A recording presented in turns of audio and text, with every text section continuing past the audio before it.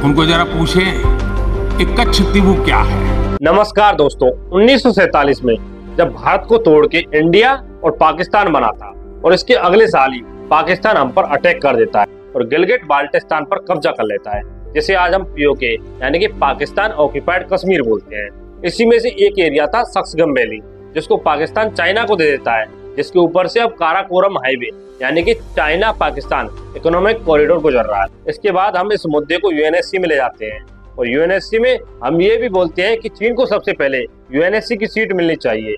1950 में जब हम आजाद हो रहे थे तो बहुत सारे आइलैंड थे जो बिल्कुल वीरान थे, जिनके ऊपर किसी भी देश का अधिकार नहीं था। अब यहाँ पर बात आती है कोको आइलैंड की। कोको आइलैंड को भी हम बर्मा को दे देते हैं और कहा जाता है कि यह तो एक गिफ्ट था जो इंडिया ने बर्मा को दिया था। 1950 में नेपाल के राजा त्रिभुवन शाह कहते हैं कि हमें तो इंडिया का हिस्सा बनना है, लेकिन इसे नेहरू जी ये कहकर के नकार देते हैं कि आप एक हिंदू राष्ट्र है, जब आप एक डेमोक्रेसी बन जाएंगे तभी आप भारत का हिस्सा बन सकते हैं। 1960 में नेहरू नून एग्रीमेंट होती है।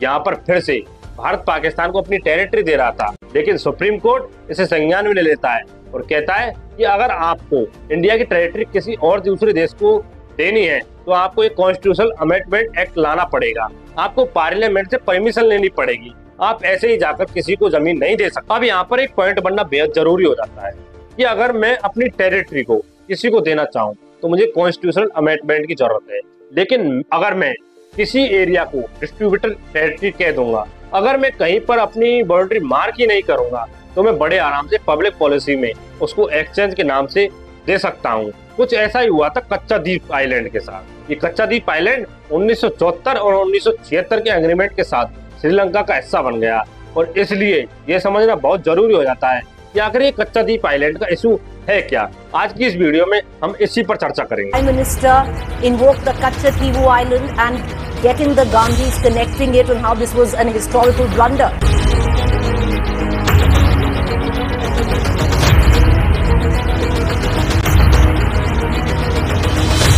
दोस्तों, हम भारत भाग्य विधाता की बात करते हैं, हम $10 ट्रिलियन इकोनॉमी की बात करते हैं, हम ये कहते हैं कि हम चीन के सबसे बिगेस्ट चैलेंजर हैं, हम हमारे ग्लोबल एम्बिशंस के साथ यूएनएससी में परमानेंट सीट भी चाहिए, हम ये कहते हैं कि हमें इंडियन ओशन रीजन का नेट सिक्योरिटी प्रोवाइडर भी बनना है, हमें ग्लोबल पावर बनना है, हम इस पूरे एंटायर इंडियन ओशन रीजन के ऊपर नेट सिक्योरिटी प्रोवाइडर बनेंगे, हम छोटे छोटे देशों की मदद करेंगे, हम उनको मिलिट्री असिस्टेंट प्रोवाइड करेंगे। लेकिन यहाँ पर एक गेम खुल जाता है।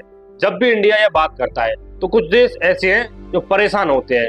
इनमें से मुख्य जो देश हैं वो है चीन और पाकिस्तान। अब तो मैं यह भी कह सकता हूँ कि मालदीव इसमें अपनी पूरी भूमिका निभा रहा है, क्योंकि मालदीव के राष्ट्रपति मोहम्मद मीटू चुनाव जीतने से पहले ही इंडिया आउट कैंपेन चला रहे थे। इसके पहले कि वो राष्ट्रपति बने वो चीन से मिल चुके थे। दोस्तों, यहाँ पर एक चीज समझिए, चीन बहुत ही एग्रेसिव तरीके से एक्सपेंड कर रहा है इंडिया के आसपास अपनी one belt one road policy से। जिस जमीन को हम कभी असुरक्षित समझते थे वो आज छोटा सा आइलैंड बहुत स्ट्रेटेजिक बन जाता है। जिस कोको आइलैंड को हमने कभी छोड़ा था उस कोको आइलैंड को चीन ने मिलिट्री इंफ्रास्ट्रक्चर से लोड कर रखा है। वे इसके थ्रू हमारे पश्चिम बंगाल में निगरानी रखता है, या हमारे अंडमान एंड निकोबार आइलैंड पर भी निगरानी रखता है। दोस्तों, इसलिए बहुत जरूरी हो जाता है कि हम कच्छद्वीप आइलैंड की ज्योग्राफी समझें। कच्छद्वीप लगभग 250 एकड़ की एक आइलैंड है जो कि हाई टाइड के समय पानी के नीचे आ जाता है और लगभग 150 एकड़ का रह जाता है। दोस्तों, अब हम कच्छद्वीप आइलैंड की लोकेशन को जरा देखते हैं। यह भारत में स्थित रामनाथपुरम या रामेश्वरम और जाफना, जो कि श्रीलंका का हिस्सा है, उसके बीच में है। जाफना वही एरिया है जहाँ पर लगातार सिविल वॉर चलते रहते हैं, जहाँ पर श्रीलंकन तमिल को बुचर किया जाता है राजपक्ष परिवार के द्वारा। अगर आप सेनाला नहीं है, आप बुद्धिस्ट नहीं है, तो ना तो आपको वोट देने का अधिकार है और ना ही आपको कोई संवाद देने का अधिकार है। दोस्तों, यहाँ पर एक बात समझनी चाहिए, तो श्रीलंकाई तमिल के अलावा कुछ इंडियन तमिल भी श्रीलंका में रहते हैं, जिन्हें अंग्रेज बागानों में मजदूरी करने के लिए ले गए थे। अगर बात प्रॉपर्टी इंटरेस्ट की होती तो किसका अधिकार था इन आइलैंड पर? 1700 में जाफना साम्राज्य इसके ऊपर राज करता था, तो बाद में रामनाथ साम्राज्य, जो कि हमारा रामेश्वरम है, वो राज करता था। और दोस्तों, 1955 में क्या होता है कि सिलोन एयरफोर्स ये कहती है कि हम यहाँ पर प्रैक्टिस करना चाहते हैं, तो इंडियन हाई कमीशन कहता है कि यहाँ पर गलती से भी मत आइएगा। हमारे सरकारी अधिकारी 1963 से 1968 में आराम से यहाँ पर जा और आ सकते थे। इसका मतलब क्या है?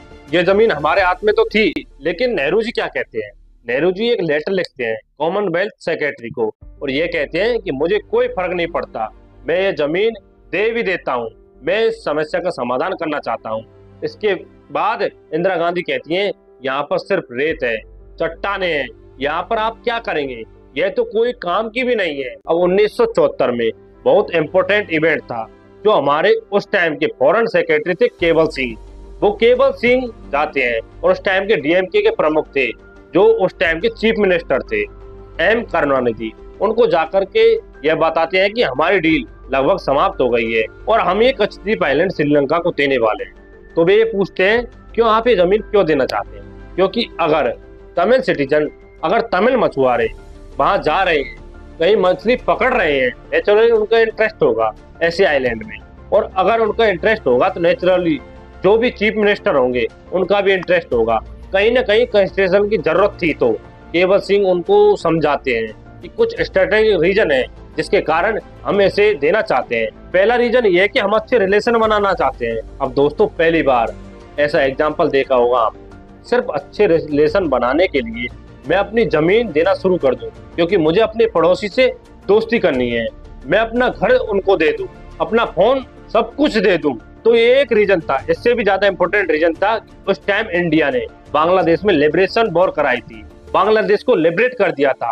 वेस्ट हमारे अगेंस्ट था, हम रसिया के साथ थे और हम बात कर रहे थे सोशलिज्म की, और आपको पता है कि सोशलिज्म कम्युनिज्म वर्सेस कैपिटलिज्म चल रहा था। वेस्ट तो हमारे विरोध में और पाकिस्तान वेस्ट के साथ, तो इसी कारण हम एक नया युद्ध नहीं चाहते थे। इसके अलावा सबसे इम्पोर्टेंट बात, जब मैंने बात की बागान वाले मजदूरों की जो लगभग 7.5 लाख इंडियन तमिल थे, जो अब ना तो केवल इंडियन सिटीजन रहे और ना ही श्रीलंकन सिटीजन रहे, इनके पास श्रीलंका में कोई भी संवैधानिक अधिकार बचा ही नहीं था। तो सरकार ने यह सोचा कि अगर हम इन्हें थोड़ी सी जमीन दे देते हैं तो कहीं ना कहीं पर जो 7.5 लाख लोग हैं उनको सिटीजनशिप मिल जाएगी। लेकिन अब आप पूछेंगे कि ये सब करके इंडिया को मिला क्या? दोस्तों हमारी जमीन चली गई और वह जमीन गई 1974 के एग्रीमेंट में। और हमने क्या बोला? हमने बोला कि हम अपने पुराने जो ट्रेडिशनल राइट्स हैं उनको मेंटेन करेंगे, मतलब हम आसपास जाएंगे, वहां पर डॉक करेंगे, थोड़ी सी फिशिंग कर लेंगे, थोड़ा सा नेट सुखा लेंगे, तो ये राइट्स है। लेकिन 1976 की एग्रीमेंट जो इमरजेंसी के टाइम लगी थी, इस एग्रीमेंट में यह पावर भी चली जाती है और श्रीलंका ने क्लियरली ये डिक्लेयर कर दिया था कि कच्छद्वीप आइलैंड श्रीलंका का हिस्सा है। दोस्तों यहाँ पर आपको एक चीज समझ आनी चाहिए, तो चीफ मिनिस्टर थी तमिलनाडु की जे जयललिता, वह गई सुप्रीम कोर्ट 2008 और 2013 के मध्य। वो बार बार जाकर पिटीशन लगा रहे थे कि यह जो कच्छद्वीप आइलैंड दो दिया गया है ये इलीगल है, क्योंकि बेरूबर यूनियन केस में कहा गया था कि आप अपनी जगह निश्चित करेंगे तो आपको कॉन्स्टिट्यूशनल अमेंडमेंट लेकर आएंगे। तो उनका यह मानना था ये सरासर इलीगल है। और दोस्तों आपका क्या मानना है इस पर्टिकुलर केस के बारे में? क्या यह लीगल था, क्या यह कॉन्स्टिट्यूशनल था, और क्या कहीं ना कहीं हमने बहुत वीक बार्गेनिंग तो नहीं की?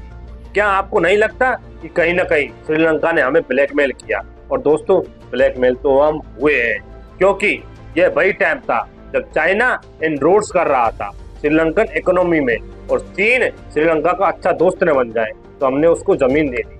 हमने इंडियन तमिल के साथ कुछ बुरा न हो जाए इसलिए हमने उनको जमीन दे दी। लेकिन आज हुआ क्या है?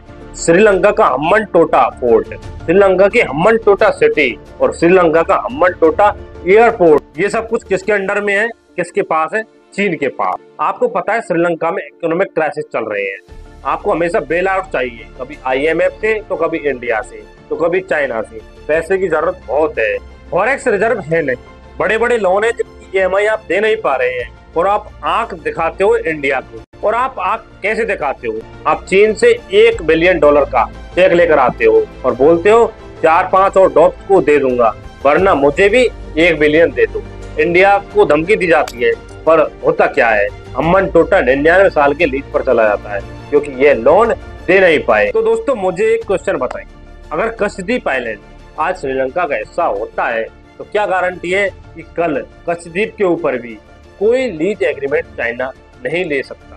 अगर आप मालदीव के प्रेसिडेंट के आने से पहले उन्हें फंड करके इंडिया आउट कैंपेन चला सकते हैं और उनके आने के बाद, मोहम्मद मीजू के आने के बाद इंडियन सोल्जर को बाहर भेज सकते हैं, तो क्या ऐसा नहीं हो सकता कि श्रीलंकन गवर्नमेंट इतनी बेबस हो जाए कि वह बोले कि आप बस हमारे जेब में पैसे डाल दीजिए, और हम आपको कच्छद्वीप को लीज पर दे देते हैं और कोको आइलैंड जैसे मिलिट्री इंफ्रास्ट्रक्चर वहां बनने लगे, तो ये हमारे नेशनल सिक्योरिटी के लिए कितना बड़ा थ्रेट साबित हो सकता है ये आपको पता भी नहीं है। आपको मैं एक चीज समझाना चाहता हूँ, चाहे कोको आइलैंड हो, चाहे अक्साई चीन हो, अरुणाचल की कोई टेरिटरी हो, चाहे चीन की 5 फिंगर पॉलिसी हो, कभी भी हम अपनी टेरिटोरियल इंटीग्रिटी को कॉम्प्रोमाइज कर रहे हैं तो इसका लॉन्ग टर्म इम्पैक्ट है, स्ट्रेटेजिक इम्पैक्ट क्या हो सकता है। आज हम ये कह सकते हैं कि यहाँ पर खेती नहीं होगी, यहाँ पर एग्रीकल्चर नहीं होगा, यहाँ पर इंडस्ट्री नहीं होगी, लेकिन कल की तारीख में एक छोटा सा आइलैंड जिसका कोई उपयोग नहीं था 50 साल पहले, अब वो स्ट्रेटेजिक दिख रहा है। दोस्तों, अगर यह वीडियो आपको पसंद आया है तो इस वीडियो को मैं बताई गई बातों से आप सहमत हैं तो वीडियो को लाइक करना और जितने हो सकता है उतने ग्रुप में फॉरवर्ड करना और ऐसी इंटरेस्टिंग वीडियो देखने के लिए हमें सब्सक्राइब जरूर